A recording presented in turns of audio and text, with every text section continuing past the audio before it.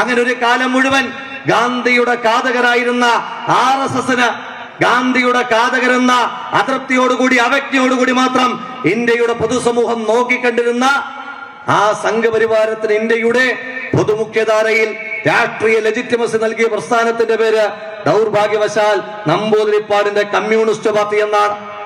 ഈ രാജ്യത്ത് ഗാന്ധിയെ കൊന്നതിന്റെ പേരിൽ RSSകാരനോട് ഈ രാജ്യത്തെ മതേതരവാദികൾ, മതേതര വിശ്വാസികൾ, ജനാധിപത്യ മൂല്യങ്ങൾ പറയുന്ന മനുഷ്യന്മാർ ഐത്തം പ്രഖ്യാപിച്ചപ്പോ ആ സവർക്കറുടെ, ആ ഗോൾവർക്കറുടെ, ആ ഗോഡ്സയുടെ പ്രസ്ഥാനത്തോട് തെരഞ്ഞെടുപ്പിൽ സഖ്യമാദ്യമായി ചേർന്ന പ്രസ്ഥാനം നമ്പൂതിരിപ്പാടിന്റെ കമ്മ്യൂണിസ്റ്റ് പാർട്ടിയാണ്. ഈ രാജ്യത്ത് സംഘപരിവാരത്തോടാദ്യമായി ത്രിതല പഞ്ചായത്ത് തെരഞ്ഞെടുപ്പിൽ സഖ്യം കൂടിയത്, ഈ രാജ്യത്ത് സംഘപരിവാരത്തോടാദ്യമായി നിയമസഭാ തെരഞ്ഞെടുപ്പിൽ സഖ്യം കൂടിയത്, ഈ രാജ്യത്ത് സംഘപരിവാരത്തോടാദ്യമായി പാർലമെന്റ് തെരഞ്ഞെടുപ്പിൽ സമരസപ്പെട്ട പ്രസ്ഥാനത്തിന്റെ പേര് കമ്മ്യൂണിസ്റ്റ് പാർട്ടി എന്നാണ്.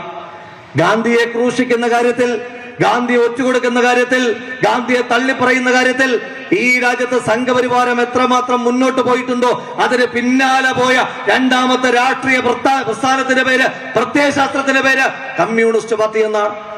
ഗാന്ധിയും എല്ലാ കാലവും എത്രമാത്രം RSSനെ അകറ്റി നിർത്തിയിട്ടുണ്ടോ അത്രമാത്രം തന്നെ കമ്മ്യൂണിസ്റ്റ് പാർട്ടിയും അകറ്റി നിർത്തിയിട്ടുണ്ട്. വിധിയുടെ വൈപരീത്യം കൊണ്ടാകാം ഇന്ന് ഗാന്ധി ജയന്തി ദിനത്തിൽ അനുസ്മരണങ്ങൾ സംഘടിപ്പിക്കുവാൻ BJPക്കാരൻ ഒരുമ്പെട്ട് ഇറങ്ങുന്നതോടൊപ്പം തന്നെ കമ്മ്യൂണിസ്റ്റ് പാർട്ടിക്കാരനും ഇറങ്ങേണ്ടി വരുന്നത് ഗാന്ധി എന്ന് പറയുന്ന പ്രസ്ഥാനം, ഗാന്ധി എന്ന് പറയുന്ന പ്രത്യയശാസ്ത്രം, ഗാന്ധി എന്ന് പറയുന്ന ആശയം ഈ രാജ്യത്ത് ഉരുക്കിട്ട് ഉറപ്പിച്ചു വെച്ചിരിക്കുന്നത് കൊണ്ടാണ്.